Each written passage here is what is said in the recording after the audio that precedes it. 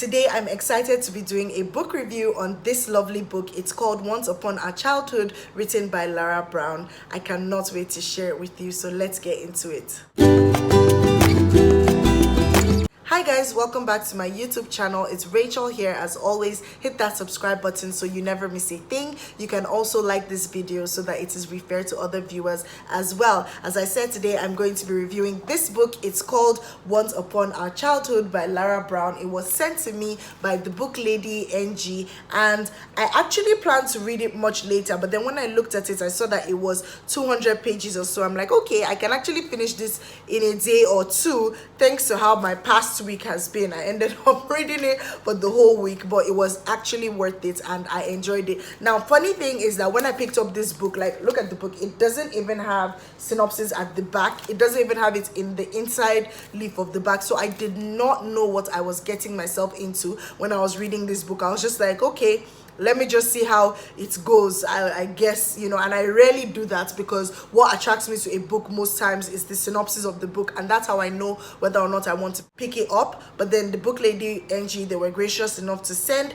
this book to me. As an only child until a sister popped up 5 years later, Lara Brown spent those solo years voraciously reading every book she could lay her hands on. Books have remained a fascination for her, and over the years she has authored various unpublished stories and poems. Her day job centers around creating meaningful experiences in the workplace. She hopes to create more time for her writing amidst work, travel, and of course more books. Once Upon Our Childhood is her first published work, and I thought that it was a very, very good effort for a first published work. So this book is basically, it's fiction, but it's like, I would not really call it Bildungsroman, because I think that most of the characters in this book were already, like, they were 18, in their late teens as it were. And I would say maybe young adults into adult fiction, because it centers around teenagers and a lot of things that happen to them. So now, what is this book about? This book follows the lives of 4 teenagers who are really close-knit friends: Lara,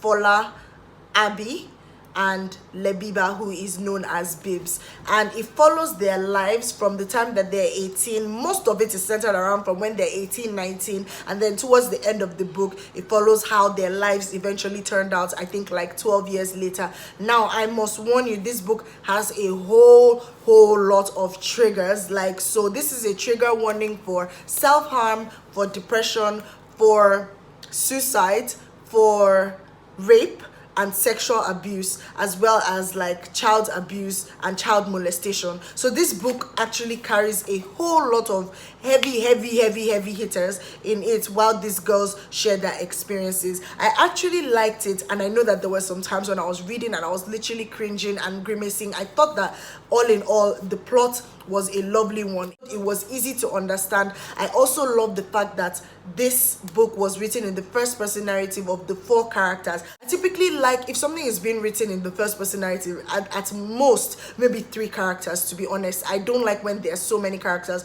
But then after reading Tomorrow Died Yesterday, and there were 4 major characters and each one was told in the first person narrative, I was like, okay, no problem, my mind is always open. So at first, yes, because there are 4 characters and you're trying to get to know each of these 4 characters, it may actually take a while to understand, okay, this one is the one who is like this one's the one who is like that. But as you read on, you sort of enter into their world and you see things through their eyes. So you basically become each one of them, and each of them had a story to tell. And being teenagers, at first I thought that, man, this is so heavy for teenagers to experience. But after a while I was like, yeah, this is the 21st century, where when if you had said that it was too heavy for them to experience maybe 15 years back, fine. But then now it's like a lot of things are happening in this part of the 21st century where people are literally going through so much, and they're 14, they're 13. There are a lot of things that have been going on in Nigeria as it relates to child abuse, child molestation, child trafficking, child bride, whatever it is. You know, there's so much that goes on. And these 4 people were just characters that sort of shined light on some of these vices in the society. My goodness, this book was a really heavy one, but the storytelling was lovely and it was fantastic. So basically, the book follows their journey, and we get to understand why they choose to make certain decisions in their lives, whether it's out of being naive or out of just being irresponsible or acting out. You get to see the interplay of each of their family members, the history in their lives, and how it has led them to where they are at the particular point that they are. It affected how some of them wanted love. It affected how some of them wanted to fight back for peace. It affected how some of them went about their daily life. And man, it was just so heavy, but it was true, it was real, and it was genuine. And while it was heavy, this is something that, I mean, most of what is in this book is not foreign, it's not unrelatable, it's not unreal, it wasn't manufactured from the cloud. This is genuinely what a lot of people go through. Even teenagers, girls who are even as young as 14 are being maybe sold as child brides and whatnot, and they are basically being abused by their husbands who are probably 50 something years old. That happened to one of the characters here, you know, and each of these girls just really showed who they truly were from the writing of this book. And I really must commend the author, because I thought that the writing was great. I thought that the storytelling was really, really lovely. It was precise and it flowed, you know, it ebbed. Like, there were certain things that you wanted to know from the beginning, why this person was this way, and you eventually got to know. Nobody left you hanging, and it wasn't a case of, oh, okay, you're just reading and you don't really know what is going on. There's a time to know when certain things happen, because it leads to some form of climax, and then there's a time to not know. So the beginning was probably not the time to know. I thought that the book explored really, really deep themes, like I said, from rape to self-harm to mental illnesses to abortion to unwanted pregnancies to child abuse to even suicide, and a lot of some other dangerous things that really go on in our society today that we can't help but speak up about. So I feel like this book is one that teenagers should read and probably learn from it, because there were so many valuable lessons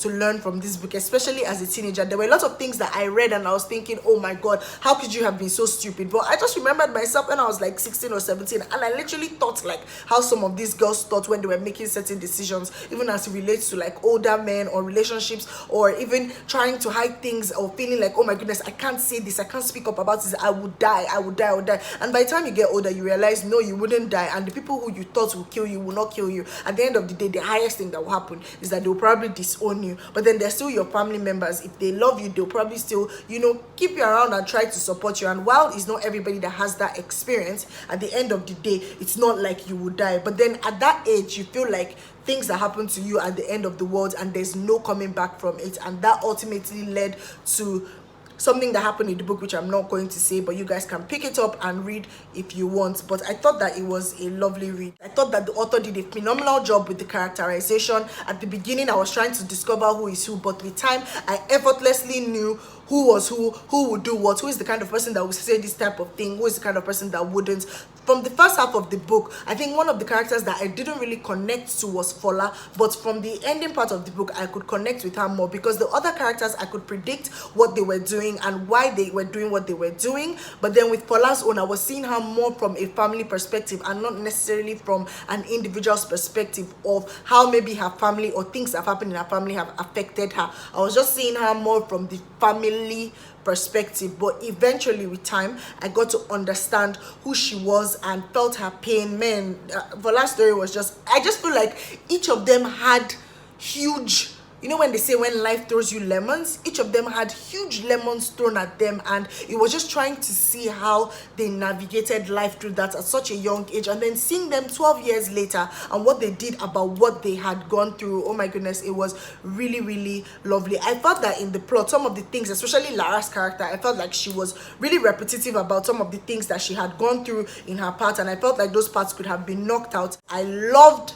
the ending of the book. I could predict the ending of the book of one of the particular characters. It didn't make me happy, it didn't make me sad, it just made me so sober, because I honestly felt like, oh my goodness, this person, like, this is the I don't want to talk too much, oh my goodness, you guys. I loved the ending, the epilogue. When I was reading it, I was wondering, was there really any need for the epilogue, or should they just leave the book for us to just sort of gather what we may from the major book itself? But yes, I did understand that there was a need for the epilogue, because maybe the book could have done without it, but I like the fact that there was one. It explored their lives 12 years after everything that had happened in this book had happened, and they were now grown women. Some of them even had children, some of them were pregnant, it was beautiful, and a lot of things that they had gone through, eventually they got so close that they then knew everything that each of them was going through, and it was deep, dark, crazy stuff, but their friendship was able to stand the test of time. I really, really love that. And they were able to open up about some of these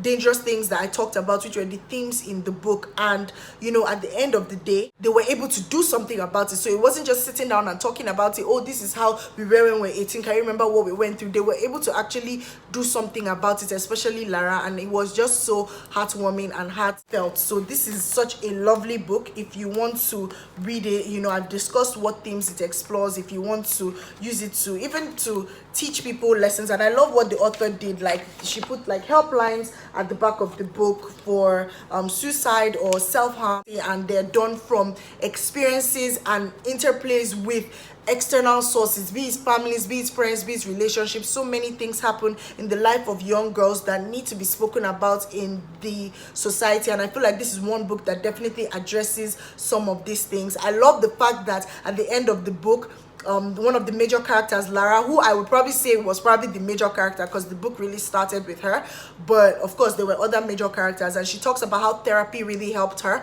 to go through all the things that she had been through, and just emphasize the need to go through therapy. And this is such a welcome development in Nigeria, especially as it relates to mental health awareness and mental health issues. People walk around with these baggages, carry it into relationships, carry it into their marriages, carry it into normal lives, and you wonder why people have certain dispositions towards things, but you don't know what they've been through when they were younger. And this is just a lovely expose into something like that, and how therapy could also help in that aspect. So yes, I must commend the author for a job well done. I enjoyed it. I thought it was a nice read. I would score this book an 8.7/10. If it's something that you're going to pick up, let me know. I got my copy. I think you can get a copy from Roving Heights. Thank you so much, the book lady, for sending this book over to me, and thank you guys so much for watching this. If it's something that you would like to read, let me know in the comments. If you've read it, let me know as well what you thought about it, and I will see you in my next video. Bye.